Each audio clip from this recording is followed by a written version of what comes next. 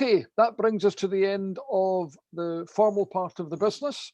We're now moving on to Dr. Antonia Thomas's talk. And if you've been following the chat line, you'll realise that Antonia is a graduate of Sheffield University. So she will be feeling this quite sharp to the discussion that we've just had. But at present, she is a lecturer and a researcher at the University of the Highlands and Islands. She's particularly specialised on art and archaeology and heritage, and has written a very interesting book based on her work at the Ness of Brodgar. But currently she's working with us just now on a fascinating project on the graffiti of St Magnus Cathedral. And Antonia, we're looking forward to hear your update on that work just now. Over to you, Antonia. Oh, thank you very much, David. And thank you for having me here tonight. And I have to say that Sheffield University was such an important foundation for everything I've done ever since, really, both as an undergraduate and as a master's student. I was there, and it excelled in the sort of theoretical, practical and community-based archaeology and bringing it all together, which is exactly the sort of project that I'm going to be talking about now with the St Magnus. And it's such an important thing to kind of foster these universities in across the country. So I wholeheartedly support everything you've said there, Hayley. So thank you for having me along tonight. And in a way, it's lovely to see so many names that I recognise from the survey, because of course I didn't do the survey. It was done by a team of very competent volunteers who gave their time and their energy to the project. So I feel kind of very, very privileged to be able to talk on your behalf and on their behalf tonight about the project and update you on that. I'm going to attempt to share my screen here. So let's see what happens, because I kind of do this thing all the time, but I don't normally use Zoom. So let's see what if this actually works. Okay.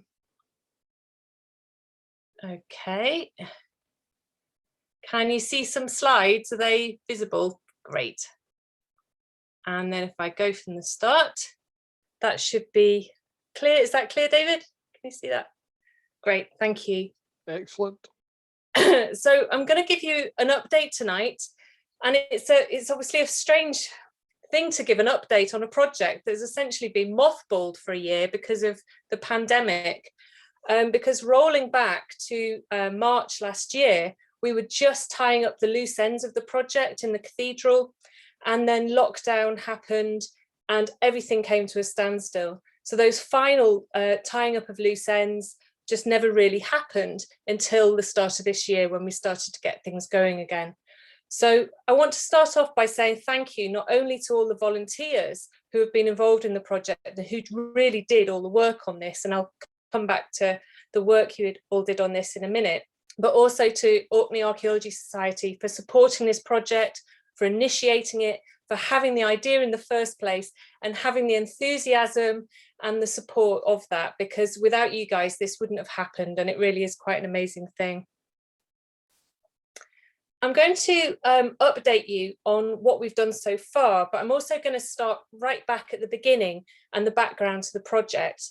And I realised that for a lot of you, you know all of this, and it's kind of, you know, you were there at the beginning, you supported it, you kind of ran this through committee and everything. But I also realised that there's quite a few people here tonight who maybe don't know so much about the project, or they've forgotten about it, or they're maybe new to the society. So I thought I would give a bit of a background to the overall project. And way back in what seems like a very, very long time ago, when we started this in January 2019. So I'm going to talk a little bit about that background and then say about what we've done over the last year, or well, not the last year so much, but the year before, over the last couple of years, and some of the things that everybody has found and recorded in the cathedral. And then I'm going to say a little bit about what we're going to do next and the possibilities for where we can go, given that we've had to adapt things a little bit and we've got new restrictions.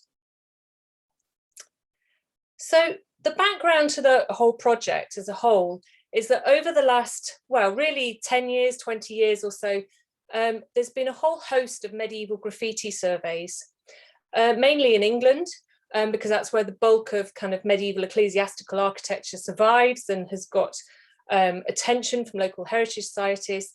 and largely led by Matthew Champion and the Norfolk Medieval Graffiti Survey, amongst others. And a lot of these surveys have been wonderful kind of activities in engaging local heritage groups and getting people involved in visiting buildings and looking at them in a different way and finding all sorts of markings and graffiti. And Matthew Champion has been a great supporter of this project. And there's been many times I've emailed him with examples of things that have been found or for advice. And he's been a really great source of help. So also acknowledge his support of this. And these graffiti surveys have been really quite exciting. And they've highlighted an aspect of archaeology and of buildings and ecclesiastical architecture that had been really largely overlooked for quite a number of decades, really, if not longer. And they highlighted some things which were really quite amazing. And there's examples here from Lincoln Cathedral and also from churches in Norfolk, where great kind of carvings of ships and even total scenes. You see on the right here, there's a lady riding a horse in an arch and things. And obviously that image on the right has been digitized over to highlight those lines. And these sort of markings in churches are really quite wonderful in terms of archaeology, because they highlight what is important about archaeology, because they highlight the kind of other voices that don't necessarily get written down in histories. They're the everyday kind of interaction with space and with buildings, and the sort of markings that everyone makes are a really important part of the historical record. And these have been really quite exciting. And you can look a lot of these up online. They've been published. There's websites. Matthew Champion's website, Medieval Graffiti, is a great resource itself. And as well as these kind of ship carvings and the rest of it, there's things like windmills. Again, these are from Lincoln and Norfolk. Musical scores even, you see on the right there. So really quite fantastic sort of carvings that people have found that had never been recorded before. And also kind of name and date carvings, the usual kind of things you'd expect to find, and a lot of other different sorts of markings that we'll come back to. So this kind of excitement around medieval graffiti had kind of got to a point where kind of Haley and Fran Hollinrake, who's the custodian at the cathedral, had really thought, well, why don't we have a project looking at St. Magnus? There must be something here. It'd be a great opportunity to get people involved with the cathedral and have a look at everything. And of course, St. Magnus Cathedral, the most complete medieval cathedral in Scotland, it's a perfect opportunity for doing this sort of project. But it's more than just that. St. Magnus has always been more than just a church. It's owned by the people of Orkney. It's a concert venue. It's where people get married. It's where people visit as tourists and people fall in love with Orkney. It's an incredible building that serves many, many different purposes and has many, many different sorts of value. So from the outset, this project was always much more than just looking about carvings in a church. It was always more about the community and more about the kind of interaction and wider associations of the building itself.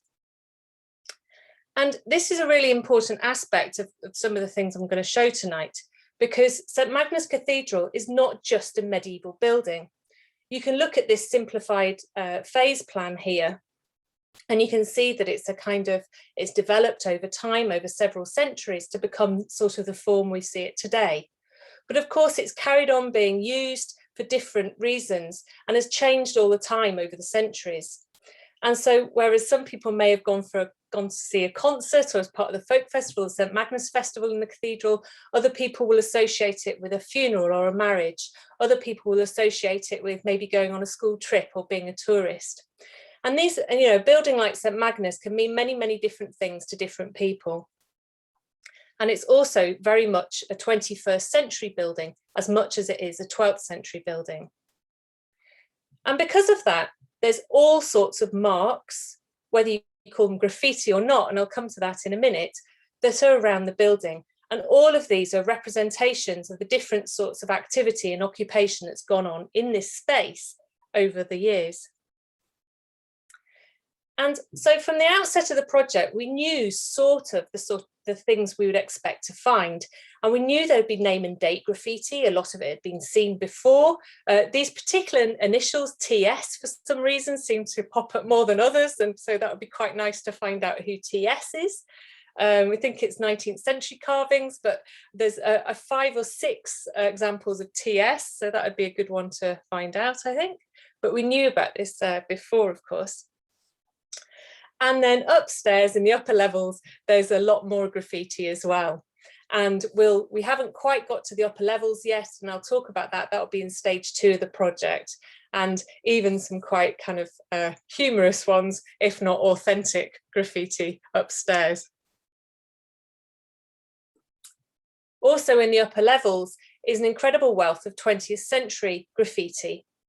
And you can see here, this is with pencil on the plaster, and actually has different issues of conservation and recording than something that's carved in stone.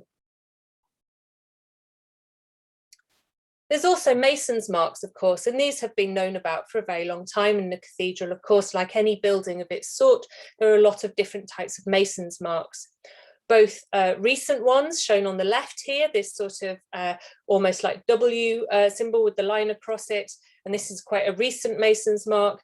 And then on the right hand side, this sort of sand glass or Brodgar butterfly type carving, which is one of the ones on the 12th century pillars. So a kind of old and a new version of mason's marks there. And we always knew there are a whole host of mason's marks in the cathedral, and these have been the subject of quite a number of studies. Most notably by Albert Thompson, who's custodian in the cathedral, and did extensive work recording and making notes on the building, its architecture, its marks, its stonework, etc. And his work has proved quite a good resource for the project and has been a really fantastic foundation from which we've built on for our study of mason's marks, and these wonderful kind of schematic drawings he's done there.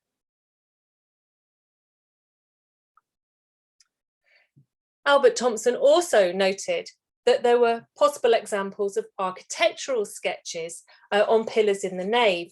And these in the context of medieval graffiti or medieval carvings are quite rare. Some have been found in the cathedrals in England and seem to be representations of the architecture as it's being built. So perhaps kind of lining up windows and things like that, kind of construction drawings, things like this. And these are quite rare, but Albert Thompson thought he noted some, but we don't know where. So this is one of the tantalizing things that we started the project with. And we also knew at the outset of the project that we had this wonderful carving, this daisy wheel, as often called, or hexafoil, this wonderful kind of compass drawn design with 6 petals. That's why it's called a daisy wheel or hexafoil. And these are thought to be apotropaic, this wonderful word for sort of warding off evil that is used in architectural and archaeological contexts. And so we knew we had one of these, and we wondered whether there might be other ones as well besides in the cathedral. So we had, at the start of this project, we had some knowledge of what existed in the cathedral, but it had never ever been studied systematically or recorded or plotted in a way that would allow the casual visitor or tourist to find these things themselves. And so this was one of the aims of the project at the outset. And here are examples of the hexafoils from the Norfolk Medieval Graffiti Survey. And you can see that there's lots of different types here, and enough to create a whole typology of these compass drawn designs, which are really quite wonderful. So just to kind of say what we mean by graffiti, of course, we called this the St. Magnus Graffiti Project. And just to look at the Oxford English Dictionary definition of what graffiti is for a minute, they define graffiti as writing or drawings scribbled, scratched or sprayed illicitly on a wall or other surface. Well, we had to do away with this illicitly at the start of the project because it doesn't really encompass the whole range of markings that we're looking at. And we have to also remember that graffiti as an illicit act is quite a recent phenomenon. It's quite, it exists within a certain historical context. And what we're talking about here, if we're talking about medieval graffiti, for example, it wasn't really considered illicit. It wasn't, you can't look at it in a kind of modern sensibility where it was something that wasn't, meant to be done, it was illegal, something like that. So from the outset of the project, we set out to record all marks and inscriptions of all dates, including name and date graffiti, so the TS, that, something like that we'd see there, Mason's marks, things that might be apotropaic symbols, and architectural sketches, other markings, whatever they might be. So we set out with a very inclusive sense of what we might be recording, in the knowledge that we wanted to really understand the occupation and of the building throughout time, right up to the present day, how people had left their mark there in different ways. Okay, so that's a little bit about the background of the project. So stage one, January 2019, which seems like an impossible length of time ago now, we set out with some training workshops in the cathedral, so generously funded by the Heritage Lottery Fund and by OAS, match funding there.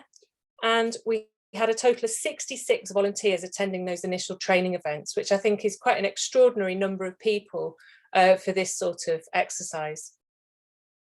And we briefed volunteers on recording and health and safety and all those sorts of things as well.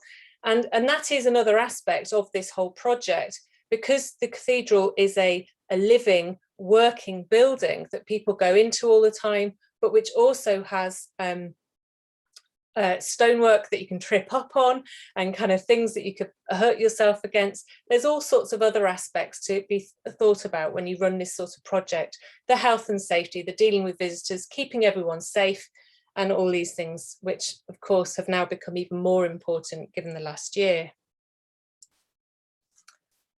So all these wonderful volunteers, I'm so glad to see some of you here tonight, because it's great to see some of your names and faces again. Set out and recorded using handheld lights, first of all, looking at the stonework in incredible detail, and then filling in the elaborate set of forms that we created, which I know that caused a lot of consternation amongst people, and everyone got very fed up with all the paperwork. But I guarantee you that it was very genuine kind of archaeological paperwork, filling in the context sheets and the record sheets, and it's stuff we all have to do. But I would say that these records were extremely useful when we came to write up the project at the end, and the job was just incredible. And I'm so impressed with all the work that the volunteers did after 3 training sessions. It's just been amazing. And this is an example of one of the graffiti record sheets here. And you can see the sort of things that were filled in. So the placement of a marking that was found, the photos, cross-referencing where it is in the cathedral, etc. And this was all really important data. And this now forms the hard copy archive that will live on and at the college. And that will be a really important resource for future researchers. And it's been incredibly successful. 630 marks recorded in the ground floor of the cathedral, which is absolutely astounding, bearing in mind that the areas which were recorded were only those which could be accessible due to your height. Nobody was getting on step ladders or climbing on chairs. So really the upper limit of the height of what could be recorded was probably 6.5 feet, something like that. So a couple of meters. So anything higher than that wasn't recorded. So an incredible amount of marks. And all of this was archived, were recorded on these sheets, archived and databased, and included photographs and drawings. And then this has been created into an illustrated report. The draft of this has been done. I was in the cathedral over the last few weeks, just updating a few records. And once I write that up into the final report will be done. It's very nearly there. And that will go on the OAS website, I think. So I'll just share a few things of what was found, some of which were expected, some of which maybe not so much, and a few mysteries as well. So of course we expected that there were Mason's marks, we knew there were Mason's marks, but it's been really wonderful to see these recorded and the sheer number and variety of different types of marks.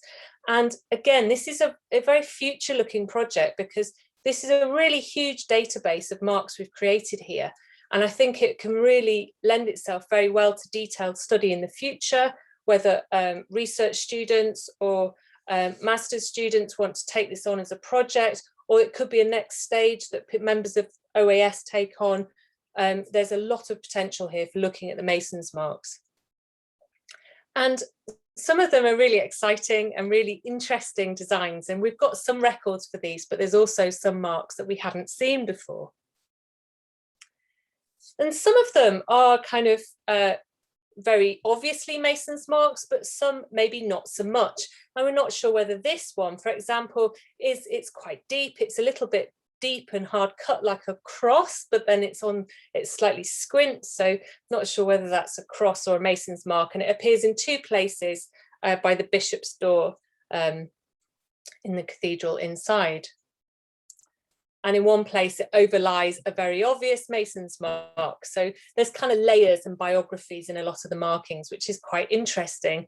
And those of you who've heard me speak about the carvings at the Nessa Brogga or Skara Brae before will have heard me talk about how marks are overlaid on other marks, and how we can actually start to pick apart these quite complicated stories and biographies of stones when we start to look at overlying marks. Talking of the Nessa Brogga, this has to be one of my favourite Mason's marks, and this won't come as a surprise to those of you in OAS who have been involved at the Nessa Brogga. And one of the lovely things about going through the records from the cathedral was that time and time again, when this Mason's mark was recorded, it was noted down and described as a Brodga butterfly, which I just think is a wonderful description, crossing through time and space to describe a medieval Mason's mark in the cathedral in Kirkwall as a Brodga butterfly in reference to a Neolithic carving from the Nessa Brogga. But it's a kind of wonderful, gives you a great sense of how the recording process is absolutely seen through the lens of the present, and how your own kind of views now kind of show, kind of have an effect on how you record things. And so that's quite wonderful. And the association with the Nessa Brogga isn't completely left field. And you'll remember how a few years ago, structure 10 at the Nessa Brogga was described as the Neolithic cathedral, and very similar to St Magnus for its red and yellow sandstone and its particular construction and decoration. And this is something that I find quite fascinating, actually, as somebody who's worked in Neolithic buildings and on Neolithic art and architecture, going into the cathedral and looking at a very different sort of space, but perhaps one that's not so different, and also seeing a great kind of architectural construction in very particular types of stone, which have been chosen, quarried, dressed and decorated and marked in a certain way. I think there are clear analogies with some of our much older buildings, and I don't think they're tenuous links at all. And this is something I will come back to later when I look at some of the other marks that we found over the last couple of years. Other types of Mason's marks, these are quite interesting ones. The one on the left looks very much like a pentagram, a five-pointed star, but it's a Mason's mark. You'll notice that the kind of bottom right point there isn't quite finished.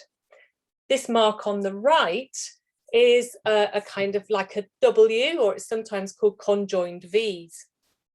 And this again is a very interesting mark because it's a Mason's mark, but it's also a mark that is often considered to be a ritual mark. The two V's are often considered to represent Virgo Virginum, Virgin of Virgins. It's meant to be represent the Virgin Mary, and it's meant to be a warding off evil kind of sign, an apotropaic sign again. it also appears as a mason's mark.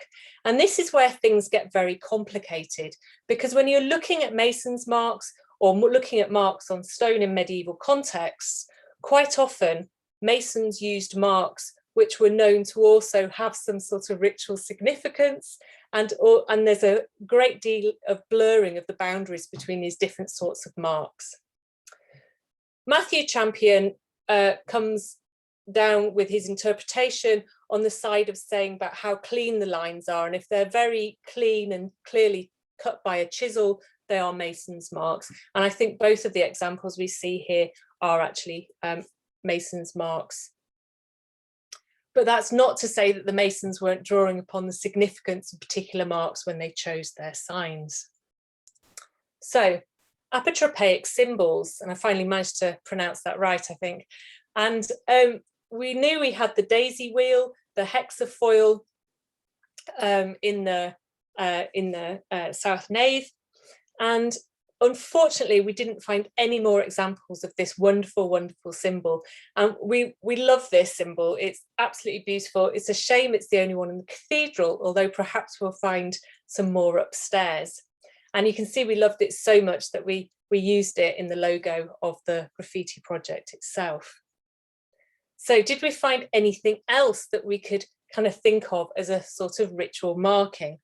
Well, there are some mysteries, and these are quite exciting. And I'm hoping that there's somebody in the audience here tonight who is a kind of medieval carving specialist and might recognise something from another context, because it would be really interesting to get some more information about some of these marks. This one, for example, is, and I've on the picture on the left, I've drawn over with white lines so you can see it more clearly. This is quite a curious marking, clearly goes over two stones, or at least the central vertical line does, and it's almost like a, well, it's almost like a Neolithic carving again, but maybe I see these everywhere. And this is quite an interesting one. It's not an obvious mason's mark, it's more like a drawing. It's quite kind of finely cut, but a bit kind of shaky. It's certainly not cut by a chisel, but more of a scratch. What is it? I really don't know. Really interesting kind of marking, this one. And very accessible. And certainly we hope that when we create the leaflet that's going to go alongside this project and everyone can get back in the cathedral again, you'll be able to go with maybe the torch on your phone or a small torch and have a look at some of these carvings. That would be great for everyone to see them. So this is one of the mysteries.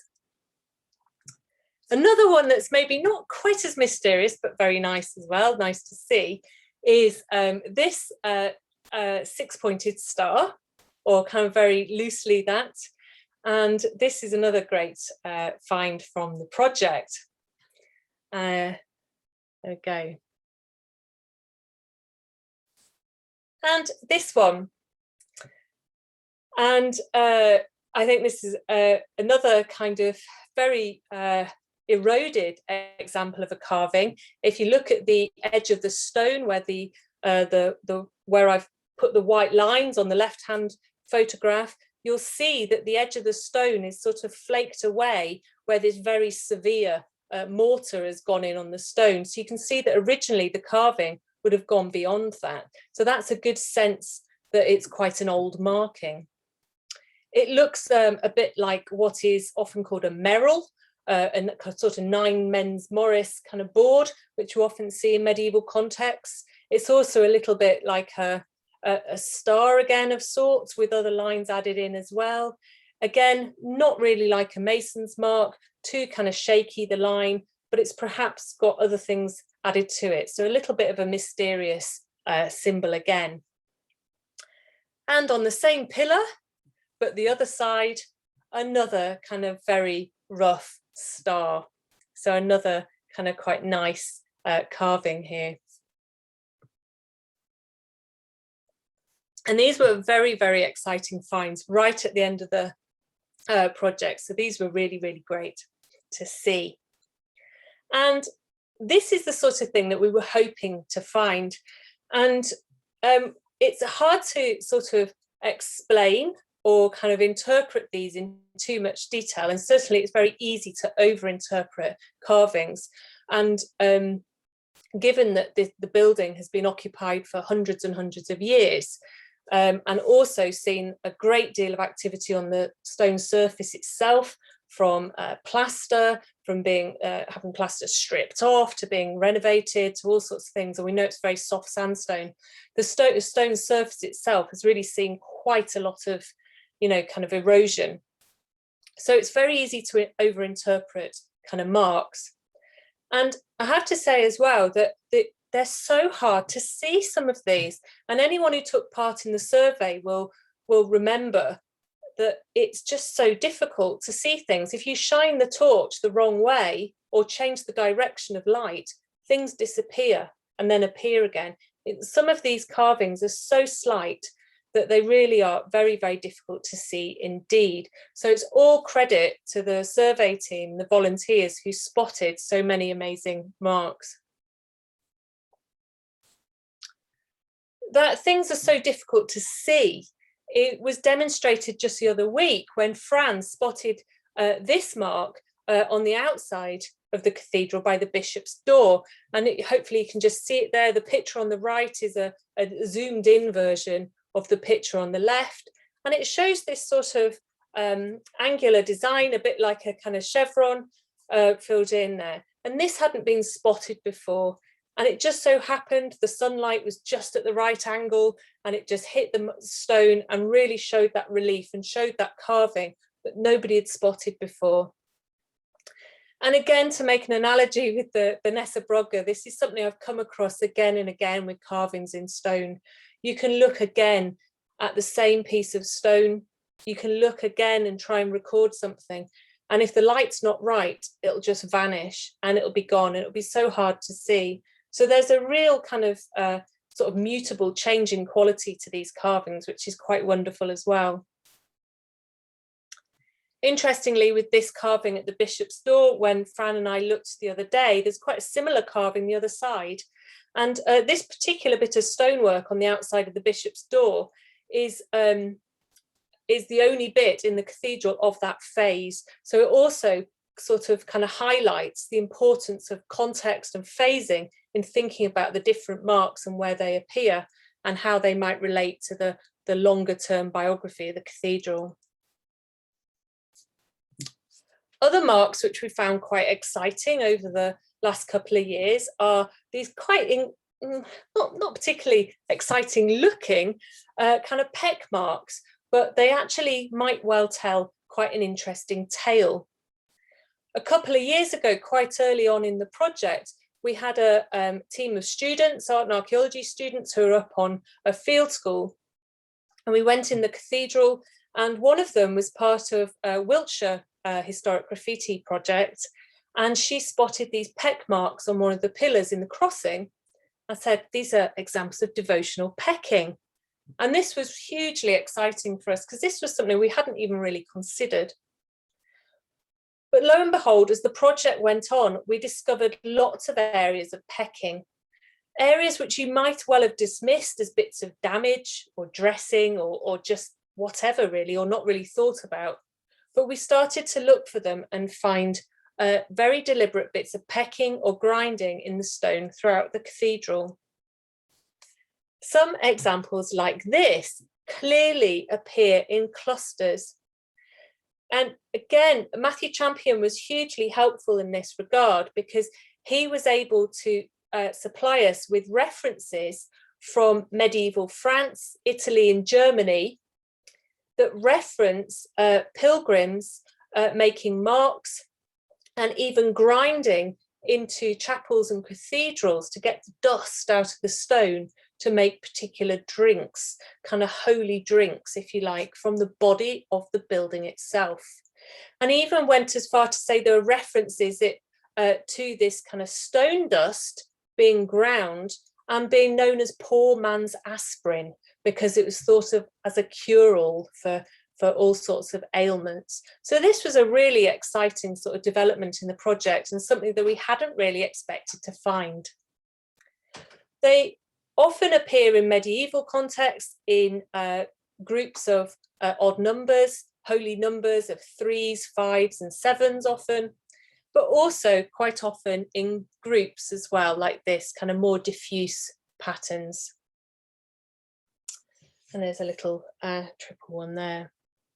So it's quite nice to think that when people made their pilgrimage to St. Magnus, perhaps they took a little bit away with them as a little tincture or something. And it perhaps explains some of the other markings that have been recorded throughout as well. These sort of carvings, which if it was a prehistoric context, would almost be like a polissoir, or almost like axe sharpening grooves. These may well also relate to kind of bits of grinding away of the fabric of the building, and we're not quite sure. I don't know how visible it is on this photograph, but the actual corner of this stone itself is completely smoothed and perhaps kind of ground away in a similar, for a similar reason. So there's lots of kind of hints of the kind of the power of the building and the relationship, the materiality of the building, having a kind of impact on how people interacted with it and perhaps even took bits away from them. So again, all very kind of exciting to think about it in that way, and things we maybe didn't expect. Of course, there are also things we did expect, the kind of name and date graffiti, the more prosaic things. This is GM 1819 on one of the pillars in the nave. But also kind of perhaps more subtle forms of graffiti. This is HD 1940 Wilts. So it's lovely to think that perhaps this wartime visitor from Wiltshire was perhaps somebody who was stationed in Orkney, and it would be lovely to find out the kind of deeper story behind some of the more recent people who made their mark in the cathedral. And even more recently, this fantastic find that David McLaughlin recorded in the choir stalls. I'm a Blue Peter weather beater. This sticker from 1984, and again, just a kind of a different form of mark making in a way, a different form of just kind of time frozen in that record there, which is just absolutely wonderful. Some of the things that were recorded we can't really explain at all. And this was quite a strange one. This is on the James Spence Memorial. This is, if you can see these kind of black swirly lines, we couldn't figure these out at all, absolutely cover the stone, almost like somebody very deliberately, or maybe a child, I mean, that's something we could think about, got a marker and just went like that. And there's no other explanation. It's somebody has scratched over the stone in a swirling pattern. And sometimes there isn't any more explanation than something like that. Again, it's easy to overinterpret sometimes.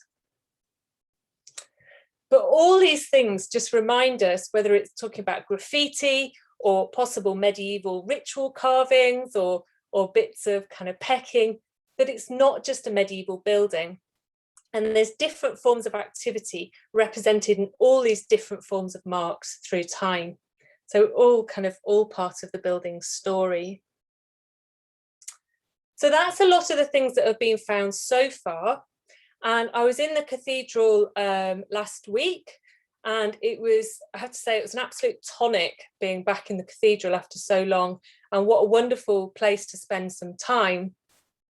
And that has been one of the real benefits of the project, I think, is that it's allowed all the volunteers and everyone who's been involved in it just that time and space to just be in that building and look at the stone. And there's a real value in doing that beyond the project. So what next? Well, we're going to continue checking records. I've checked quite a few of them. I mean, there was 630 records. We're never going to, we're not going to go back and do the whole survey and check every record. We don't need to, because volunteers have done an incredible job. But the main thing we're going to work on next is a leaflet for visitors. So some of these marks I've shown tonight, so people can go around and find these themselves. We really want to survey the upper levels. and then carry on with archival research as well. And then hopefully into the future, perhaps a publication. So the upper levels, this was always a bit of a kind of logistical, not a problem, but a challenge to think about how we were going to survey the upper levels with the tight stairwells, the narrow corridors, and how to think about getting small groups working very closely together in a tight space was always a bit of a health and safety challenge anyway. And then of course, COVID happened. And now it's just so complicated to think about field work and small groups working in enclosed spaces. And everything has taken on a new level of complexity in terms of trying to plan these sorts of things. But we will do, and we'll find a way, we can get people involved. The exciting thing about the upper levels is that there's very different sorts of marks. There is the standard name and date graffiti, although there's a little bit more upstairs, of course, because it's not as visible, so people felt freer to carve. And there's some wonderful early 20th century pencil graffiti, including names of people alongside the names of their ships. So some really good potential for kind of linking stories and linking people who have relatives alive now. And some more examples here. And you can see this is in the plasterwork. You can see there's a South Ronsi mentioned there. There's places, Falkirk, and there's even one of the masons from the time has carved over the top.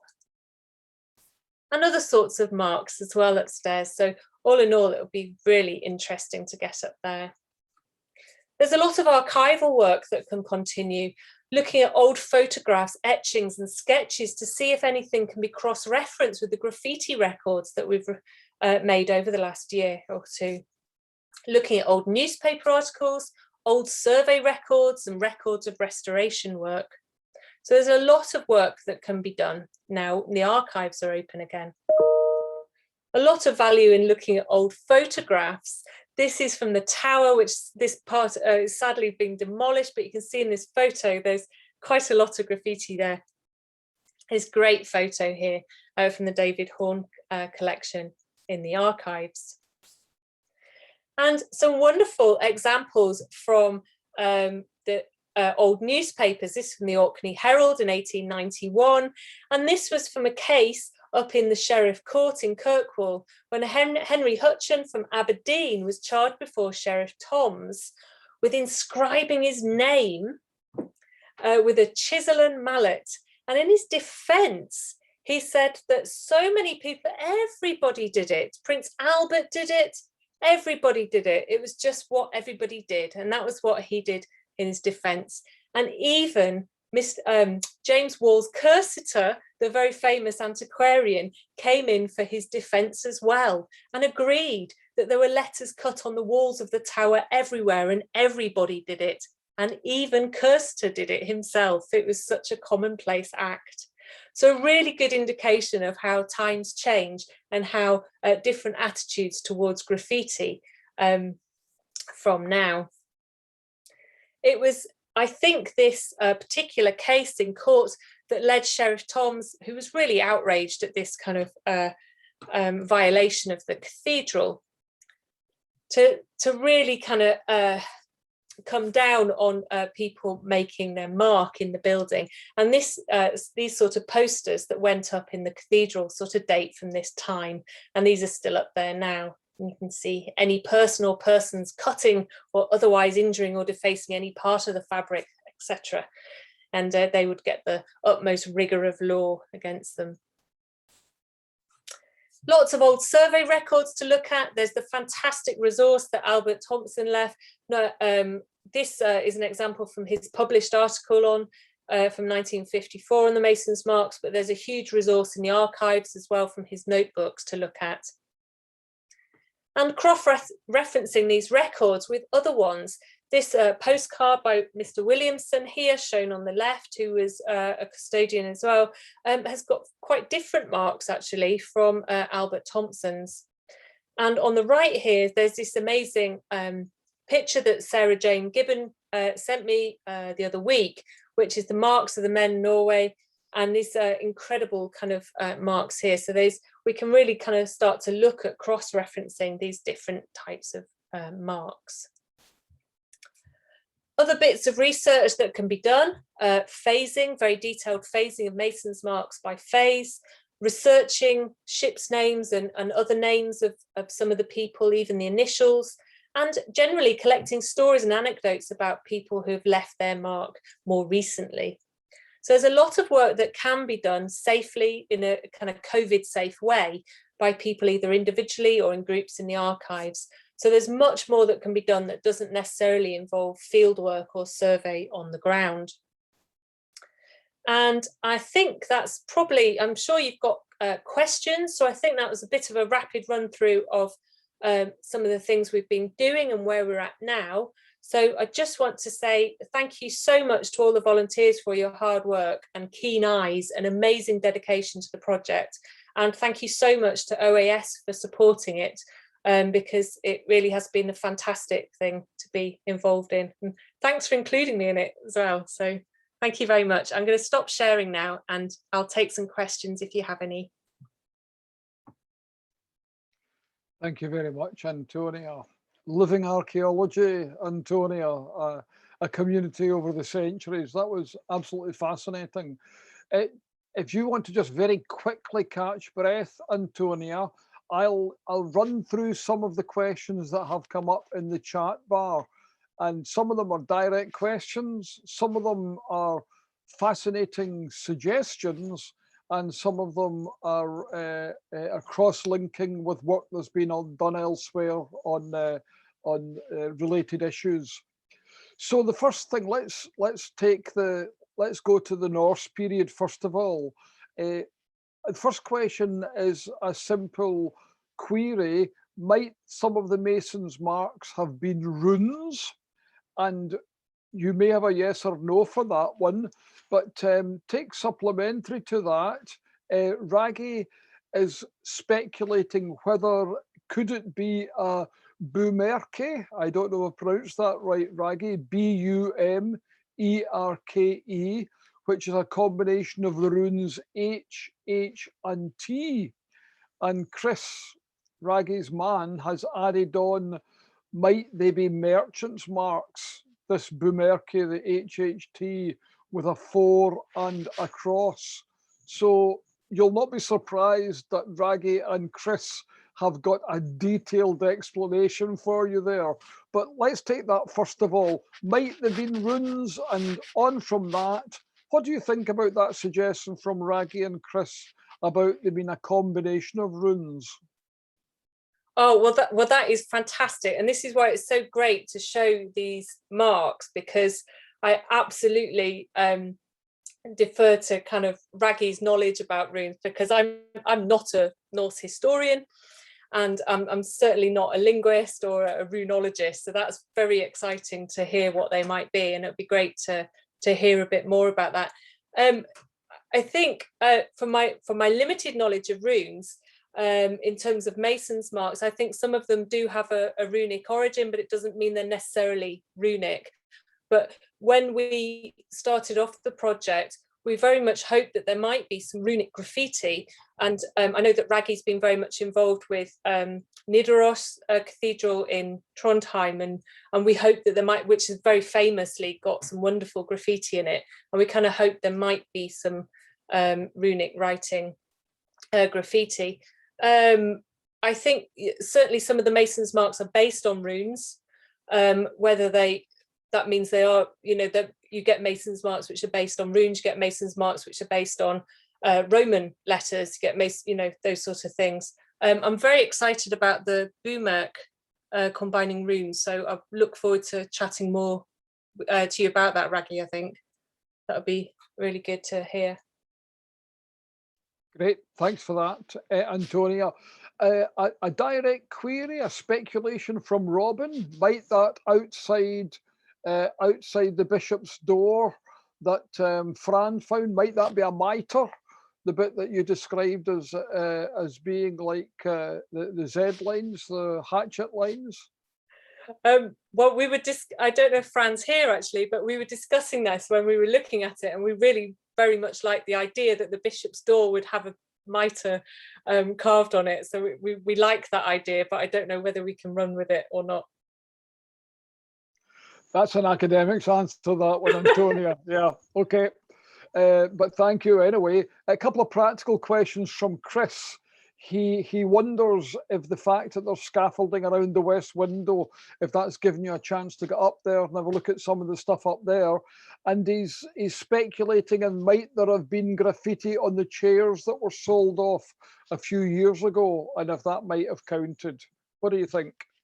Yes, I think it would have counted, and not just those lovely chairs that were sold off, but I mean all sorts of furniture and partitions and other bits of the cathedral that we don't see now. And I think it's really important to remember that what we see now is a very different building to what it's been at different points in the cathedral's history.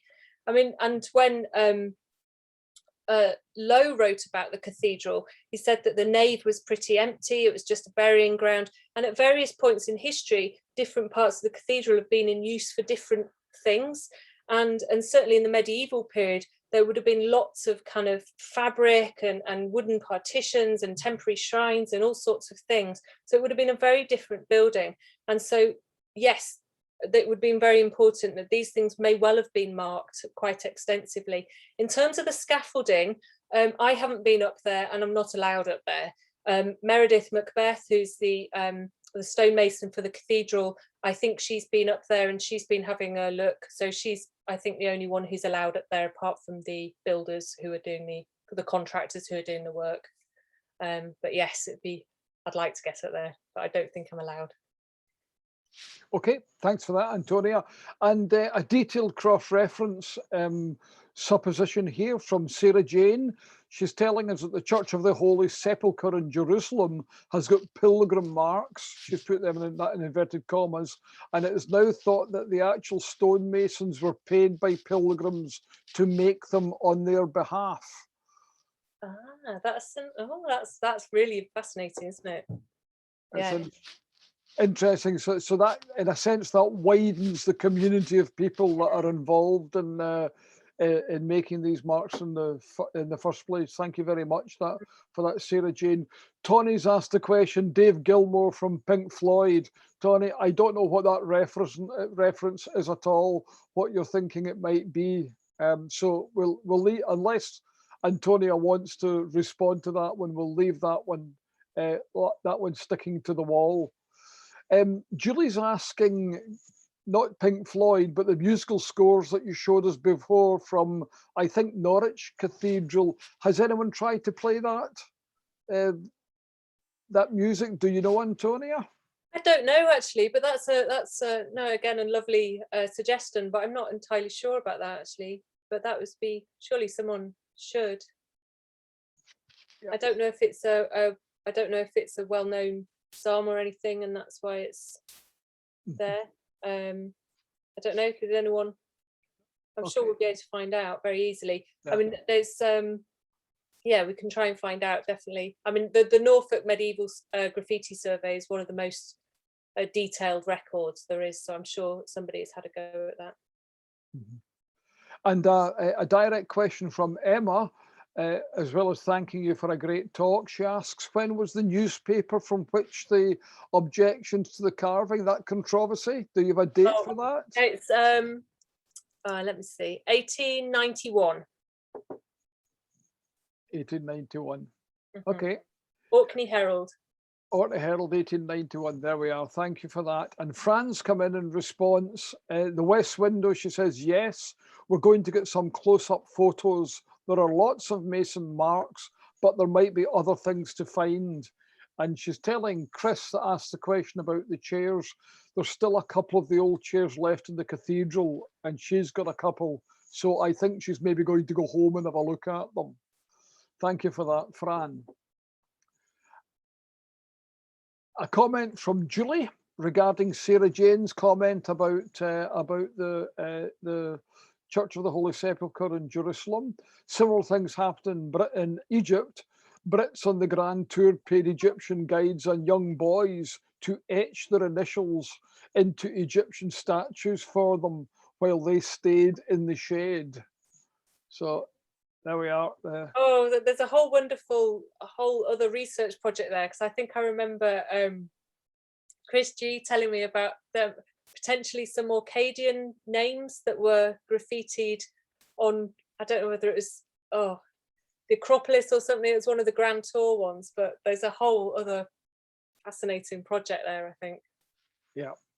And going back to the Orkney Herald newspaper article, Fran's pointing out to us, the following year after the newspaper article appeared, they appointed the first custodian, and that man's job description specifically mentioned stopping people from carving their names. Okay. I don't know if something similar is in your job description, Fran, but I'm sure you'll be first up to stop people carving their names nowadays. I'm sure of it. And I'm scrolling through the rest of them. Most of the rest, Antonia, is people saying thank you very much for a great talk. And I'm delighted to second these feelings. It's been a super talk. It's been illuminating and interesting. And it has got a long profile to it, thanks to COVID. But it does mean that it's still live, the project itself. And it looks like there's going to be much more to come. So we look forward to the leaflet coming, and we look forward to the further research that's going to take place. Thank you very much for your talk tonight, Torres. Oh, well, thank you all very much for supporting it and for being involved as well, and for all the volunteers who did all the hard work. So thank you very much to all of you. Okay, thank you, Antonia. Folks, we're just about finished. I want to give Hayley the chance to come in, our secretary. If you've got any last words for us, Hayley, to sweeping up, so to speak, just before we close. Thanks, David. Probably not very much, but if I could just say for people's notice, really, that Antonia has worked incredibly hard on this project, including effectively giving volunteer hours herself, a significant number, which we're very grateful for. I don't think we would have been able to have continued, or certainly wouldn't have been able to be as far ahead with the project as we are had Antonia not done that. So Antonia's referred to the leaflet, which obviously is going to be a hard sort of thing that people will be able to see and go around the cathedral, and as Antonia suggests, if they have the torch or on their phone, sort of put that across the stones to see it, which will be great. But just to say that it has taken us a lot longer than we thought we would, what with pandemics and everything else getting in the way. But I think it's been a fantastic project, and both Antonia and Fran have been brilliant for us to work with. So to thank them both for their time on that. And I know that Fran has already done a small number of specialist graffiti tours, which she did as part of the Science Festival, I think, last year. And again, another outcome for this is probably going to be a specialist graffiti tour that will be available for people to take with Fran and colleagues in the cathedral. So a lot has happened. And this effectively all comes from the donations that we get from members and the support that we get from people who are not members through the year as well, because as has been said, although this was mainly funded by Heritage Lottery Fund, as a society we have ourselves put some of our own money towards that, and effectively that's members' money and the donations that we get from yourselves. So it's our own project, and it's everybody's project together. So thank you very much.